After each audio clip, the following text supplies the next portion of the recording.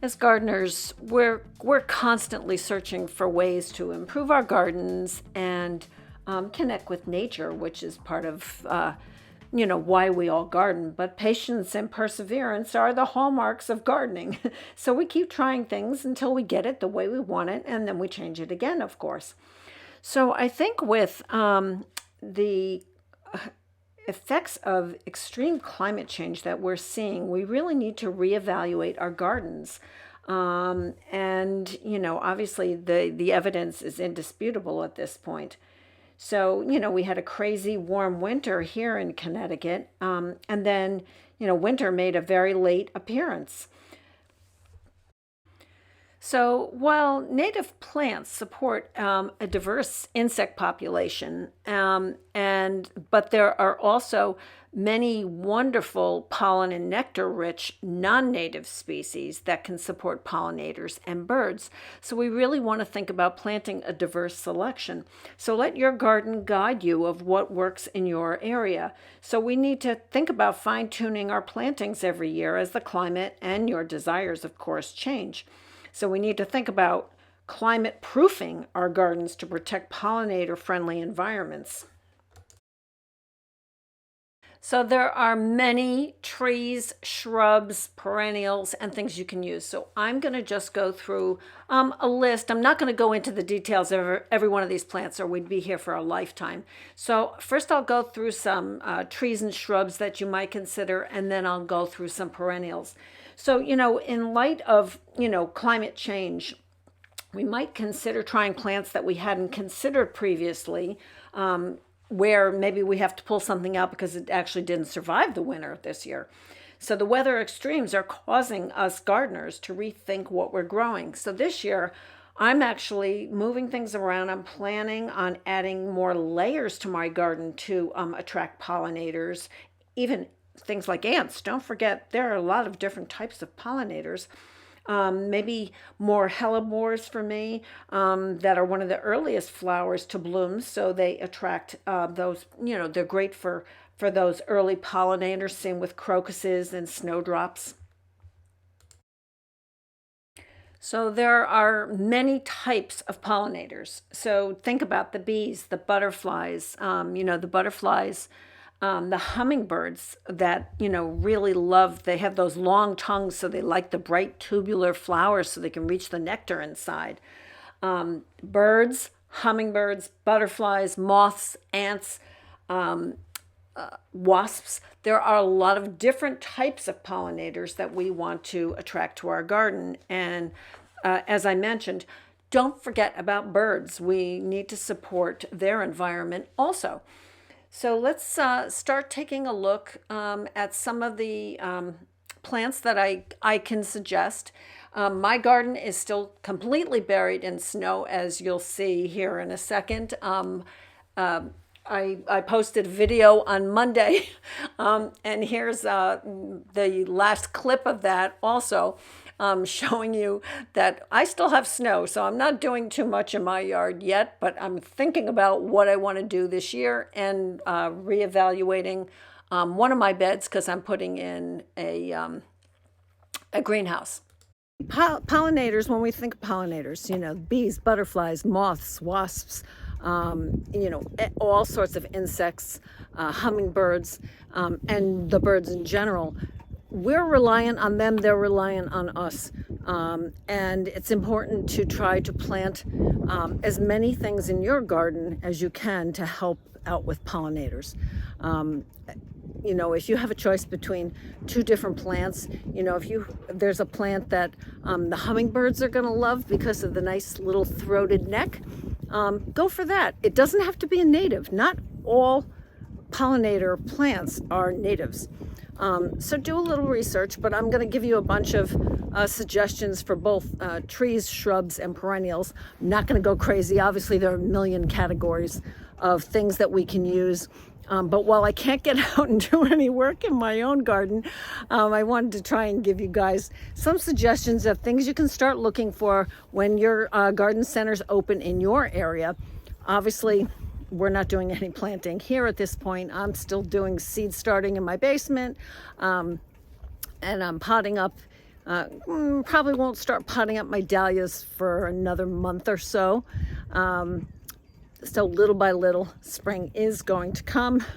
I believe it starts at 5 o'clock this afternoon. And so it's Monday. I think today's the 20th or the 21st, no, 20th. And so I hope you're having a good day in your garden. Let me know what's happening in your neck of the woods. Do you guys still have snow? Are you able to start planting? I'm not even doing containers. Like I said, I just showed you. I do have some tulips that I'm putting out, and I'll check the other ones in the hoop house. I put a lot of my tulips this year in containers because I still have a lot of trouble with voles. And I didn't want them all eaten. That just didn't make sense. I bought 960 bulbs last year. Not worried about the alliums, not worried about the daffodils, but the tulips, I'm worried about the tulips. The voles and the rabbits will probably eat the tulips. So I wanted to get things in containers. So, it is what it is. That's one of the joys of gardening, and you just have to take it the way it is and keep on going. So thank you for watching, and I'm going to get into all the pollinator plants that you might consider, and I hope you have a great week. Unfortunately, the number of both native pollinators and honeybee populations are declining, threatened by habitat loss, disease, and pesticide use. Of course, bees are essential to any garden. Without their help to pollinate plants, where would we be? So first, let me remind you, be mindful of your zone and your garden's orientation and water situation, etc., etc. It helps to take photos so you can reevaluate your spaces. Aim for a diversity of plant species with both native and non-native plants. Work with your garden. Don't fight it. Maybe leave dead stumps to a safe height when trees, like all our ash trees have died. They're great for woodpeckers. There are a lot of plants that support many caterpillars. Look for plants with different form and texture and flower shape, maybe a liatris for a spike, or an iris that has that nice leaf, or coneflowers with the cone type heads, grasses, Amsonia, different types of physical traits for your plants.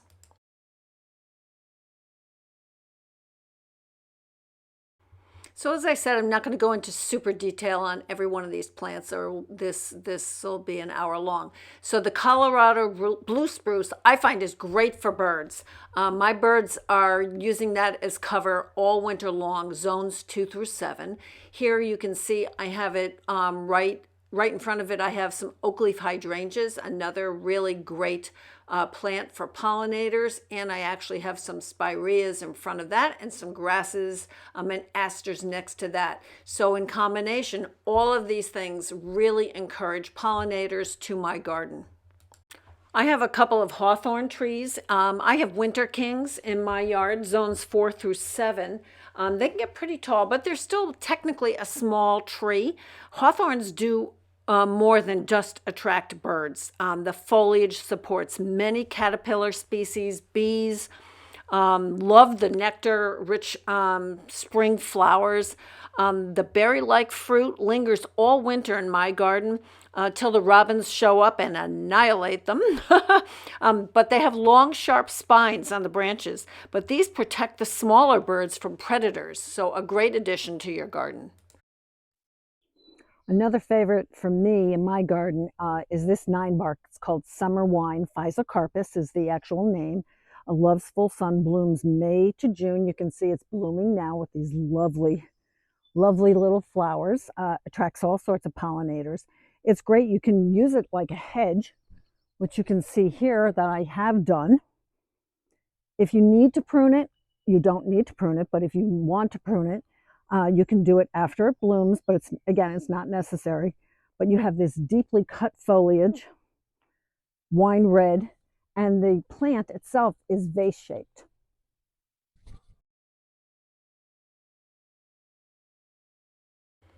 Another great shrub that you know I love, spirea, comes in many varieties, typically zone 3 through 8. Great for attracting butterflies. But again, all of these are going to attract a variety of different types of pollinators. Don't forget about insects. I personally love the spireas. Can't go wrong with them. A great shrub for attracting both birds and butterflies is the double file viburnum series of shrubs. I have Mariaceae. I have a whole hedge of those, zone 5 through 8. Beautiful spring flowers and then beautiful fall color. So this is a standout all 4 seasons, and even in the winter you have great structure. So the red osier dogwood. Beautiful dark red stems against, white winter snow. But in the spring, you have those clusters of white flowers and then white fruit in the late summer. It's a host plant for the spring azure butterfly. So the berries are a very important food source for quite a number of different kinds of wildlife in the fall and the winter. Doesn't hurt that it has gorgeous fall color also. A very underutilized tree is the serviceberry or shadblow, a malkier. It's zones 3 through 8. It really has these beautiful, fragrant ivory flowers in the early spring. And then it has these round fruits that look like blueberries almost, and they turn a really dark, nearly black purple when they're ripe. In the fall, it's got beautiful color. In the wintertime, beautiful structure, and the birds love it. Obviously, another great shrub for pollinators, especially for like hummingbirds and butterflies and bees, are the lilacs, of course. Typically zones 3 through 7. But because they have those nice tight clusters, it gives the bees a place to sit. They don't have to bounce from, flower to flower to flower. So we're all familiar with lilacs, but they're also great for early pollinators in the season. Try to remember that an insect-friendly garden is a bird-friendly garden. So think about those things. An elderberry, here is an example, has that beautiful seed head. And even birds like hummingbirds and goldfinches require insects to feed their young. So you're looking for all kinds of different things that birds seek out, like fruit and seeds and shelter and clean water that they need to survive. The pussy willow, Salix, their fuzzy catkins appear in the very early spring, often when there's still snow on the ground. This plant is one of the earliest food sources for emerging pollinators and is really preferred by small bees. The Salix, the whole willow species, are the preferred host plant for the viceroy butterfly, which in its adult form looks very similar to the monarch caterpillar. Personally, I love the calicarpa. I have early amethysts called beauty berry. It's a beauty berry, zones 5 through 8. In the fall, you have this gorgeous purple fruit, which the birds are so attracted to. This is a great option. It's a relatively small shrub, 3 to 4 feet tall, 4 to 5 feet wide, full sun. I love it. Well, I leave up this list of some suggestions for trees and shrubs that I've just been talking about. Like I said, there are many, many others. So one of the other ones that I quickly wanted to mention is the bur oak and the swamp white oak. So, a great resource for information for pollinator plants and gardening is Prairie Moon Nursery. The bur oaks are really critical for restoring pollinator populations and great for birds. Same with the swamp white oak, and can be a great haven for butterflies, skippers, and moths. So if you'd like, and you don't want to, quickly try to write this down, just take a screenshot of it. Just stop your video and take a screenshot.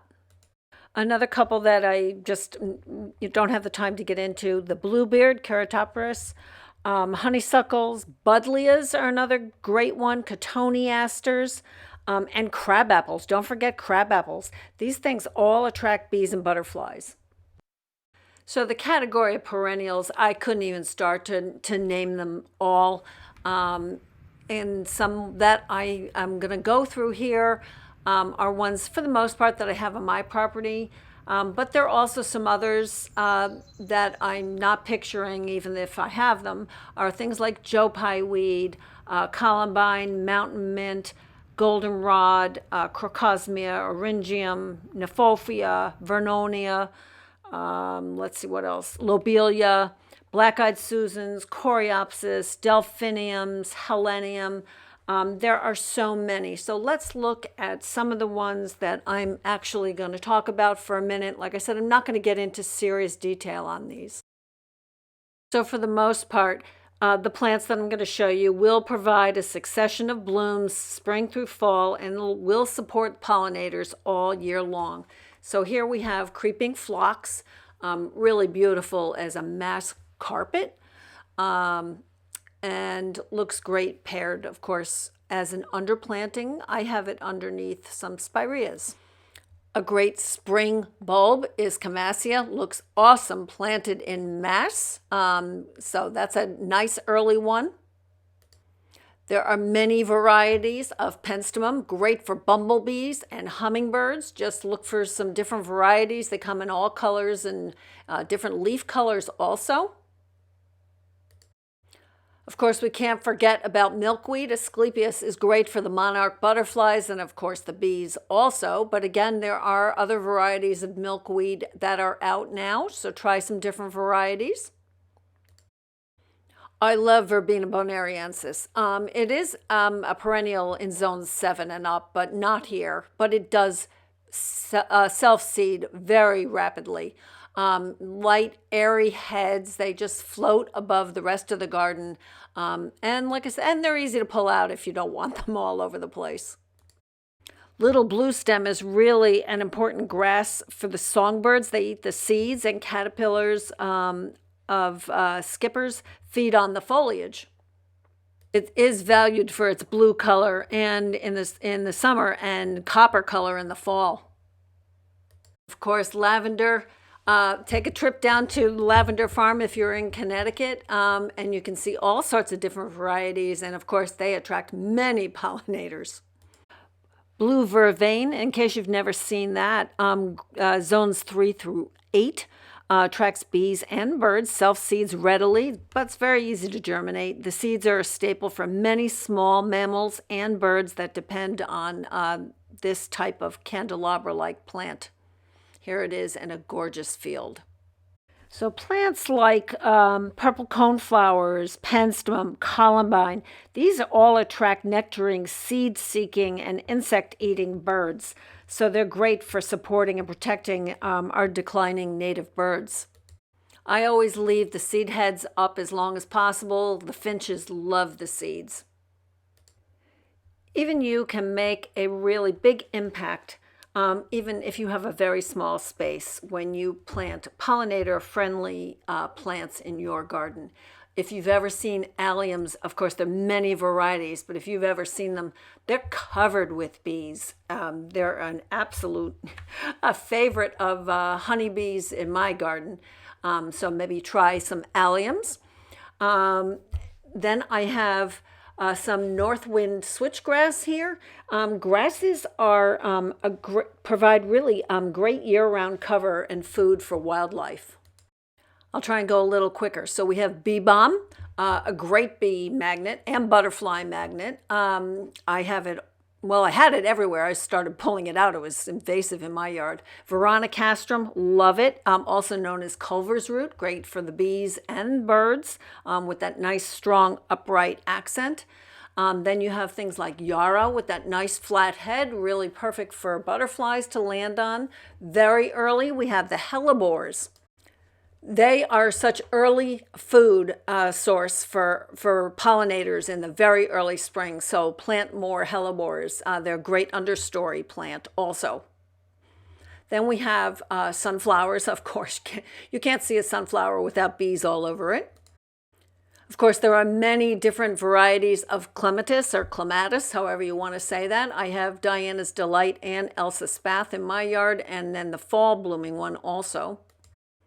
A super pollinator magnet, I think, is sedum. Attracts bees and butterflies. Really attracts bees in the fall for sure, if you've ever seen it. There are several different kinds of asters, and they're also great for attracting different pollinators, and different varieties are host plants for different species. And they come also in many different colors now. Agastaki, great for bees, bumblebees. I've got to say, Agastaki is probably one of my very favorite plants. It attracts all kinds of pollinators, bees, butterflies, moths. Hummingbird moth, like you can see here, comes in different colors, and new varieties are always coming out. Another popular one is Salvia. I have Salvia caradona everywhere. Liatris, great for caterpillars and butterflies. Vernonia, have you ever seen Vernonia, New York ironweed? This is a really tall, majestic plant, and again, great for pollinators way up in the air. There are different varieties. The one I have is pretty tall. Vernonia is a host plant for moths, actually. So don't just think bees, butterflies, birds. Hummingbirds. There are many insects that are reliant on us for food and also become food for other predators. I'm sure you're probably familiar with Joe Pieweed. The butterflies love it. I have it in several places in my yard. It's great if you have a wet spot. Consider Joe Pieweed. Little Joe is not super little, but is a little shorter. Arrangium is a great host plant for the black swallowtail butterfly, and has that beautiful soft purple seed head. Lobelia, it's kind of spreading all over, likes that damp spot in my yard. As I mentioned earlier, there are tons of plants that are great for pollinators. You need to do some research what will work in your location. Prairie Moon Nursery that I mentioned is a great resource. A new plant that I'm adding this year is Prairie Smoke Geum Triflorum. It attracts butterflies. Bumblebees. I've wanted to get this forever. I saw it out at Lurie Garden in Chicago a long time ago. So I hope this was helpful. Please leave me your comments, and we'll talk soon.